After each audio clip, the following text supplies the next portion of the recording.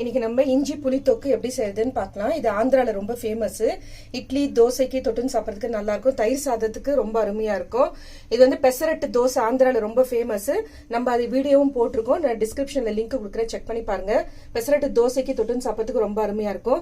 1/4 kg இஞ்சி வந்து தோல் சீவி சின்ன சின்ன பீஸா கட் பண்ணி வச்சிருக்கேன். ஒரு 150 கிராமுக்கு வெல்லம் எடுத்திருக்கேன். ஒரு 4-5 காஞ்ச மிளகாய் எடுத்துக்கோங்க. ஒரு எலுமிச்சம்பழம் அளவு சைஸுக்கு வந்துட்டு புளி எடுத்திருக்கேன். தாளிக்கிறதுக்கு கருவேப்பிலை, தேவையான அளவு உப்பு, பிளைன் சில்லி பவுடரு, தாளிக்கிறதுக்கு கடுகு உளுத்தம் பருப்பு. எப்படி செய்யறதுன்னு பார்க்கலாம்.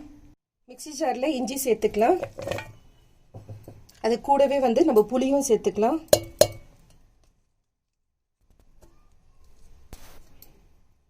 கொஞ்சமா தண்ணி சேர்த்துட்டு இதை நல்லா நைஸா அரைச்சி எடுத்துக்கணும். அரைக்கிறதுக்கு தேவையான அளவு தண்ணி ஊற்றிக்கினா போதும்.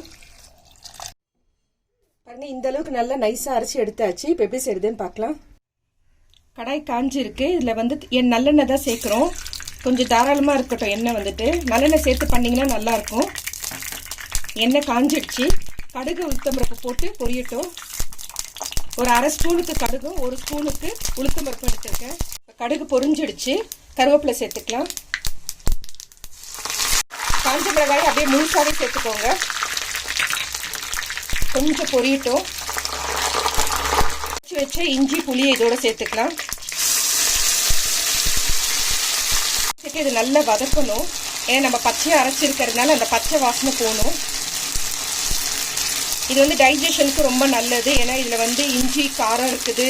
நம்ம மிளகாத்தூளும் சேர்க்கிறோம், வெல்லமும் சேர்க்கிறோம், புளி சேர்க்கிறோம். புளிப்பு காரம் எல்லாமே இருக்கும் இதுல.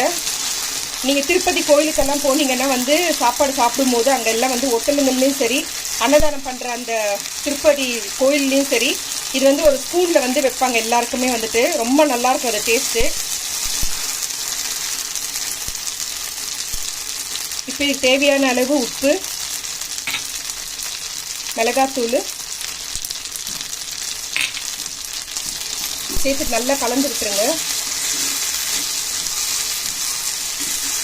ஒரு 1/2 கிளாஸ்க்கு தண்ணியை ஊற்றி இதை நல்லா கொதிச்சு சுண்டி வரணும். நம்ம ஊற்றின எண்ணெய் வந்து பிரிஞ்சு வரணும். அதான் கரெக்ட் பதம். இப்போ நல்லா வதங்கிடுச்சு. ஒரு 1/2 கிளாஸ்க்கு தண்ணி இதோட சேர்த்துக்கலாம். வெல்லத்தை இதோட சேர்த்துட்டு நல்லா கொதிச்சு வரட்டும். வெல்லம் கரைஞ்சி உங்களுக்கு அந்த எண்ணெய் பிரிஞ்சு வரத்துக்கும் கரெக்டா இருக்கும். பாருங்க, நல்லா ஸ்லோலியே வச்சுட்டு கொதிக்க விட்டு அந்த எண்ணெய் வந்து நிறைய பிரிஞ்சு வருது. பாருங்க, நம்ம ஊற்றின எண்ணெய் எல்லாம் வந்து மேலே பிரிஞ்சு வருது. இதுதான் கரெக்ட் பதம். இது நீங்க கைப்படாம தண்ணி படாம வச்சிருந்தீங்கன்னா நீங்க ஒரு வாரத்துக்கு கூட வச்சுட்டு சாப்பிடலாம். சட்னிக்கு, இட்லி தோசைக்கு தொட்டுன்னு சாப்பிடலாம், நல்லா இருக்கும். இப்போ நம்ம ஸ்டவ் ஆஃப் பண்ணிட்டு நான் பாட்டில் ஊற்றி காட்டுறேன். பாருங்க பாருங்க ஃப்ரெண்ட்ஸ், நம்மளுடைய இஞ்சி புளி தொக்கு ரெடி ஆயிடுச்சு. இந்த வீடியோ பிடிச்சிருந்தா லைக் பண்ணுங்க. புதுசா பாக்குறவங்களா இருந்தா சப்ஸ்கிரைப் பண்ணுங்க. மறக்காம பெல் ஐக்கானை பிரஸ் பண்ணுங்க. அப்பதான் நான் போடுற வீடியோ உடனுக்குடன் நோட்டிபிகேஷன்ல வரும். Thank you friends.